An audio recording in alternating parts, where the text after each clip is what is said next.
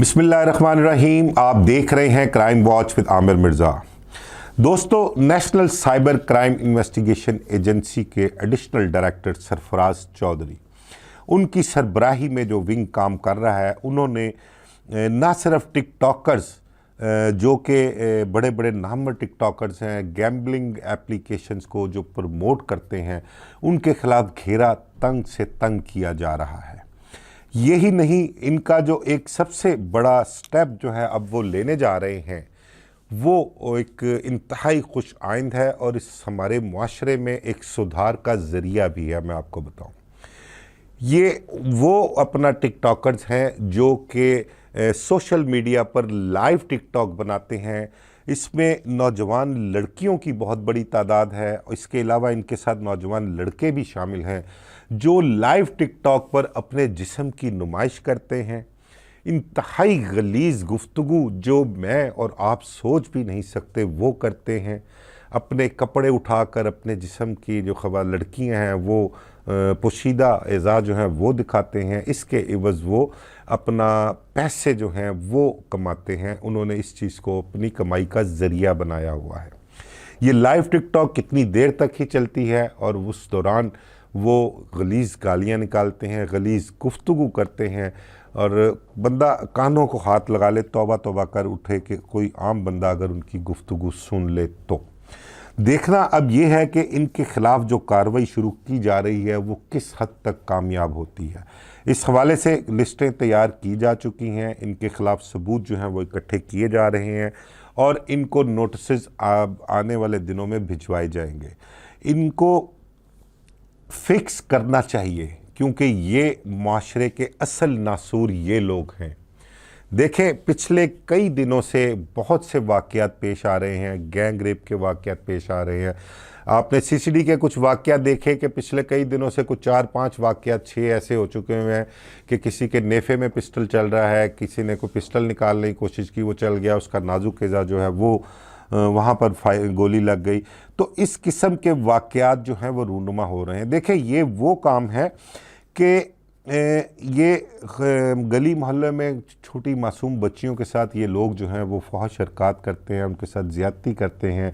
फिर जुराइम पेशा लोग, ख़ासकर देहाती एरिया जो है वहाँ पर गैंग रेप के जो वाक़यात हैं वो पीछे बहुत से पेश आए हैं।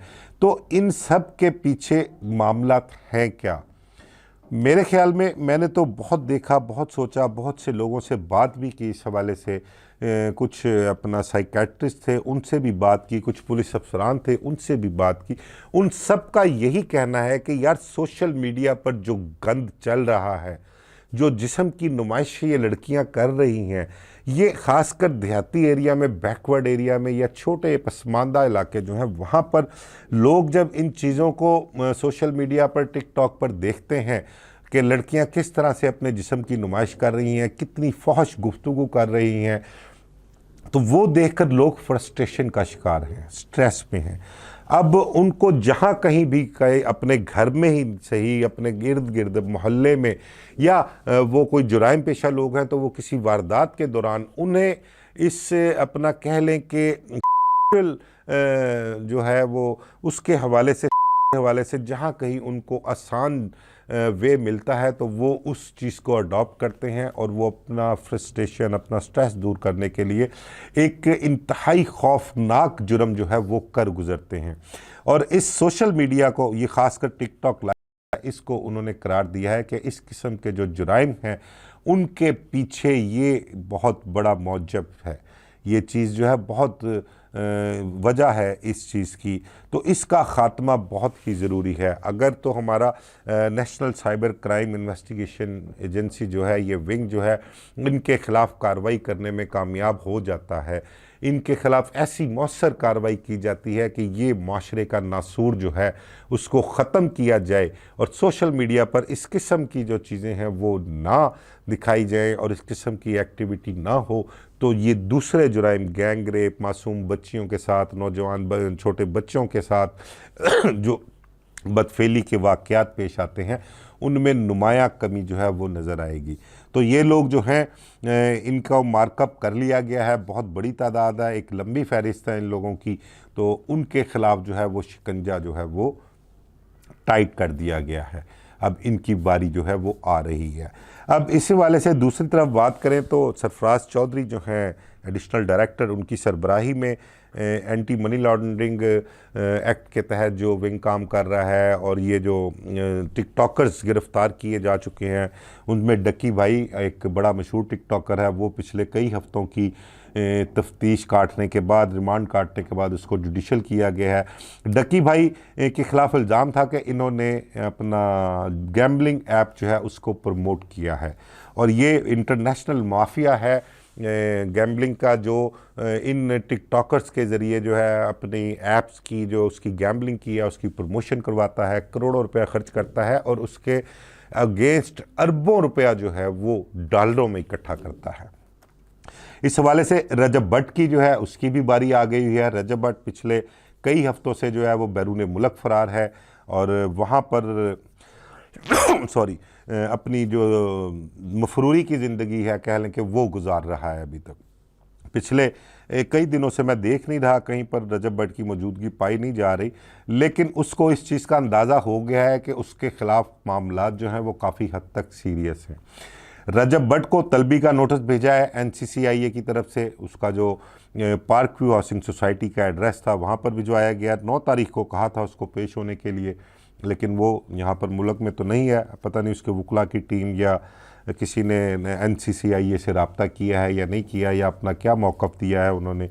फिर इसके अलावा एक इकरा कमल है टिकटॉकर, ये पत्तों की कसूर की रिहायशी है मदीना कॉलोनी की। इसके मदीना कॉलोनी वाले एड्रेस पर नोटिस सर्व किया गया, इसको भी NCCIA ने तलब किया है। ये भी गैम्बलिंग ऐप को प्रमोट करने में आगे थी। इसके अलावा एक टिकटॉकर है अनस, एक टिकटॉकर अनस DHA लाहौर का रिहायशी है, नदीम मुबारक है, एक हुरैरा है, और इस तरह और भी काफ़ी अपना है टिकटॉकर्स जिनकी लिस्ट जो है वो NCCIA के पास मौजूद है, लेकिन अभी तक इनको नोटिस जो है वो सर्व कर दिए गए हैं। इनके ख़िलाफ़ शवाहिद जो हैं, सबूत जो हैं वो NCCIA ने इकट्ठे कर रखे हैं। इकट्ठे करने के बाद ही इनको नोटिस भिजवाए गए हैं।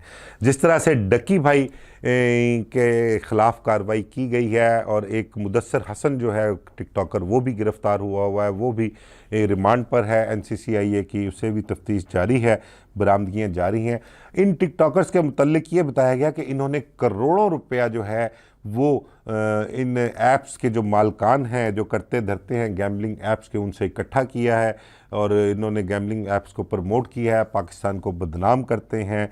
यही नहीं, इसमें जो सबसे ज़्यादा खौफनाक एलिमेंट है ना इन चीज़ों में, गैम्बलिंग तो एक सेपरेट इशू है, लेकिन जो सबसे खौफनाक इशू है इसका वो एंटी मनी लॉन्ड्रिंग एक्ट है। यानी कि ये लोग जो हैं इनकी वजह से, इनके ज़रिए से मनी लॉन्ड्रिंग जो है वो पाकिस्तान में वो इंतहा तक पहुंच जाती है। पाकिस्तान का पैसा डॉलर्स की शक्ल में दूसरे ममालिक में जाता है, वो किसी ना किसी तरीके से दुबई कह लें, इंग्लैंड कह लें, या दीगर ममालिक, यहाँ तक कि आपका जो सबसे बदतरीन दुश्मन मुल्क है इंडिया, वहाँ पर भी यहाँ से मनी लॉन्ड्रिंग मुख्तलिफ़ ज़रियों से, मुख्तलिफ़ वायों से, मुख्तलिफ़ मुल्कों से होकर पहुँचती है। तो ये मनी लॉन्ड्रिंग का बड़ा एक खौफनाक पहलू है जो सामने आता है। डक्की भाई से 30 करोड़ से ज़ायद की रकम कहते हैं कि बरामद की गई है। अब देखते हैं कि रजब भट्ट जो है वो कब पेश होता है, वापस पाकिस्तान आता है या नहीं आता, और उसके ख़िलाफ़ फिर मज़ीद क्या कार्रवाई की जाए। कार्रवाई क्या होनी, FIR तो उसके ख़िलाफ़ दर्ज होगी FIA में, और ये बाकी जिनको नोटिस हुए हैं अगर ये पेश नहीं होते और तसल्ली बख्श जवाब नहीं देते तो इनके ख़िलाफ़ भी जो तरीक़ाकार है FIA का, वो मुकदमा दर्ज करके इनको रिमांड लिया जाएगा, इनको बाकायदा गिरफ़्तार किया जाएगा और इनसे बरामदियाँ की जाएंगी, और आगे मज़ीद लिस्ट में जिन जिन टिकटॉकर्स के नाम हैं उनको भी इसी तरह थ्रू प्रॉपर चैनल बुलवाया जाएगा, FIR दर्ज की जाएगी, गिरफ़्तार किया जाएगा और बरामदियाँ की जाएंगी। ये मैं समझता हूँ कि जो national cyber crime investigation agency है उसका एक बड़ा अच्छा स्टेप है, बड़ा अच्छा अमल है कि जो उन्होंने सोशल मीडिया के हवाले से लिया है, और इन लोगों को ख़ासकर जो मैंने आपको बताया जो जिस्म की नुमाइश करती हैं लड़कियां और उनके साथ जो बैठे होते हैं लड़के, इनसे तो बेहतर मेरे ख़्याल से कि बाज़ार हुसैन में बैठी हुई जो तवाइफ़ होती है ना वो ज़्यादा बेहतर होती है। इन लोगों ने घर घर में जो एक ये फहाशी का और रियानियत का एक क्या मैं आपको अब लफ्ज़ इस्तेमाल करूं, मेरा दिल नहीं कर रहा। इन्होंने बहरहाल जो फहाशी और उर्यानियत फैलाई हुई है, माशरे के असल नासूर ये हैं, मैं बार बार कह रहा हूँ, और इन नासूरों के ख़िलाफ़ कार्रवाई हर सूरत होनी चाहिए। इससे हमारी नौजवान नस्ल भी है वो भी महफूज रहेगी, और जो वारदातें गैंग रेप और मासूम बच्चियों के साथ ज़्यादतियों की हो रही हैं उनमें भी एक नुमाया कमी आएगी। तो इंशाल्लाह हम दुआ गो हैं कि हमारा ये जो national cyber crime investigation agency एक काम कर रही है, ये इसी तरह मुस्बत सोच रखते हुए जो है मुस्बत इक़दामात उठाते रहेंगे और इन नासूरों का कला कमा करेंगे। मुझे इजाज़त दीजिए। अल्लाह हाफ़िज़।